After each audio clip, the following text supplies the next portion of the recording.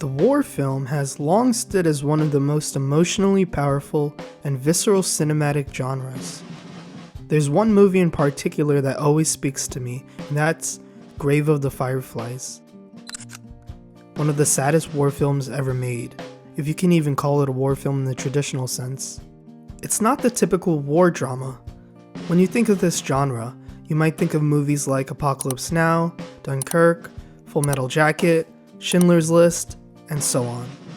But it's undeniable, Grave of the Fireflies is unique because it breaks every war film trope.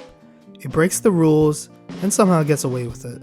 War is a circumstance, almost the backdrop, for our two protagonists, a pair of orphan children just trying to survive while looking out for one another.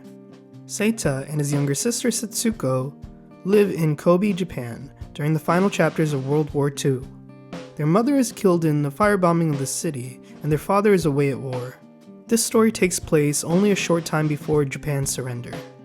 By definition, the movie is a war movie, but when you look at it deeper, you find something more emotionally raw at its core. It's a story about a brother and a sister and the things that they lose, physically, emotionally, spiritually, and because of war, because there's no one left to help them, they ultimately perish. The opening shots are not of explosions or battlefields. They're of Seita in his too big, army-style uniform, even though he's too young to enlist. He says on the night of September 21st, 1945, "I died." That was the night I died. Then we see his spirit glowing softly, looking down at his half-alive body slumped on the floor of a train station. People step over him like he's an inconvenience, like he's not even human. Even though Grave of the Fireflies is a war film technically, there's something deeper to it. And honestly, I think this is exactly what a war film should look like. The firebombing of civilian homes is the surface level antagonist, but the real antagonist is the aftermath of the war, the systems that collapse, the people who turn inward, the slow violence that doesn't explode, but starves. One example is Seita's mother. She survives the initial bombing, but barely. She's wrapped in bandages from head to toe. We can see the glimpses of the burned skin underneath. It's as if we're waiting for the inevitable. We wonder, is the boy going to be okay? Is Setsuko going to be fine? But the film already told us how it ends. Throughout the movie, we see different people showing a heartbreaking lack of sympathy. After their mother dies, Seita and Setsuko find refuge at their aunt's house. She takes them in, and at first, it seems like an act of kindness, but caring for two growing children during wartime rations becomes a burden very quickly. The aunt repeatedly tells Seita to write to his father. She mentions writing letters herself, none of which have ever received responses. We can assume correctly that he died in the war. When I first saw this, I assumed she was the father's sister. Her attitude felt too emotionally distant to be their mother's side of the family. And this is one of the reasons the film is so powerful. It's brutally honest about human nature. It's bold, but also painfully accurate. We hear townspeople gossiping about how difficult it must be to raise two orphans, especially when they're so young. The aunt grows resentful.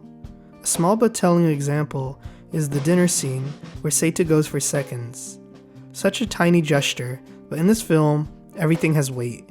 It starts with that moment, then the aunt's tone shifts, then the gossip grows, and eventually, she tells Seita they should trade his mother's kimonos for rice. She explains she's been selling her own belongings too, which shows how financially desperate she is. Setsuko throws a tantrum, and rightfully so. It's her mother's kimonos. They trade it for rice, and when the grains fall into the jar, Setsuko turns away. She refuses to look, but Seita and the aunt glow with relief. A moment later, Setsuko eats the rice and immediately changes her tune.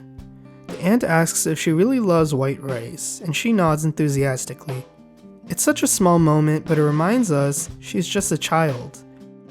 They go and down again.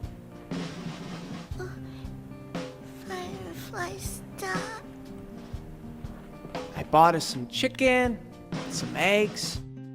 She accuses the siblings of loafing around and insists that two working men in the household deserve better meals. This is devastating because the rice came from their mother's kimonos. It's their legacy, but they don't get the share of it. This is the first real moment of emotional abandonment. In my opinion, why this film works so well and what it teaches about writing war stories is how it succeeds where many war films struggle. And that's because it rejects the genre's comfort zones. Most war films use scope. That means big battles, big moral questions, big historical commentary. But Takahata uses intimacy, a small story, 2 children, 1 city, no battlefield. This accomplishes a few things. It refuses to glorify war.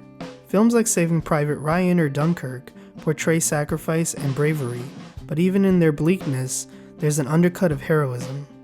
Grave of the Fireflies avoids this entirely. There is no heroism, only survival. Only the cost of war on the invisible people. It centers the story on civilians, specifically children. Most war films follow soldiers, but what about the people who've never held a weapon?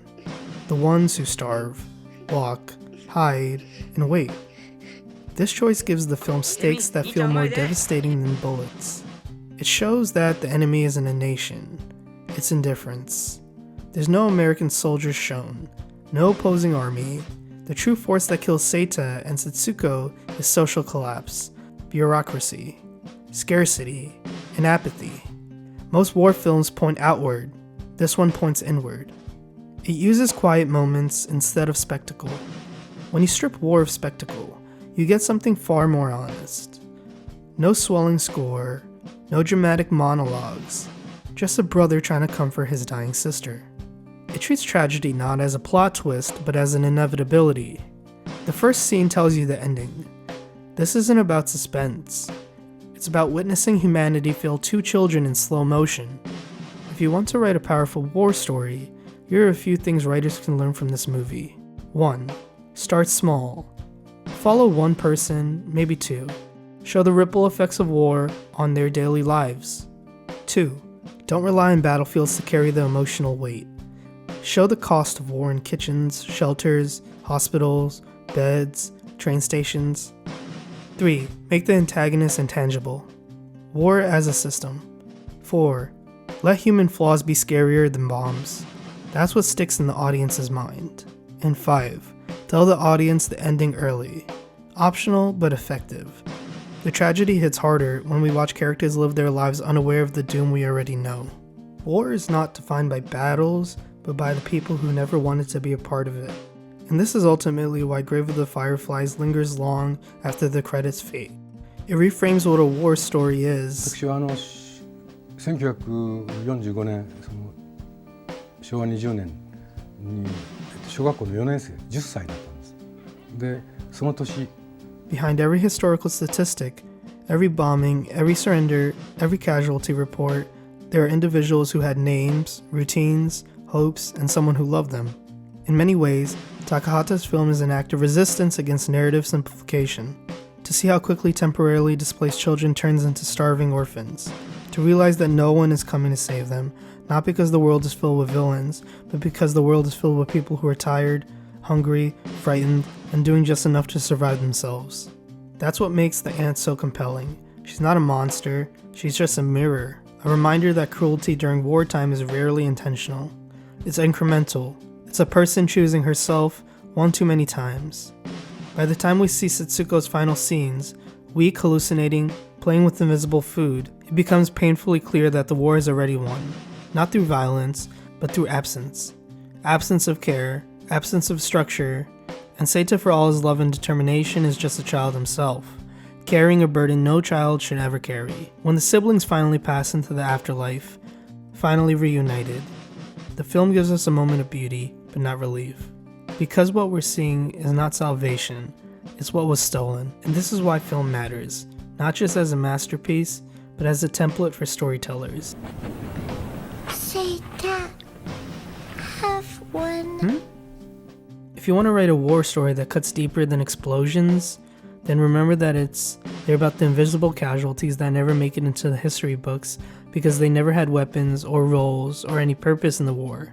Only lives. Lives lost, and that's why this movie is so great.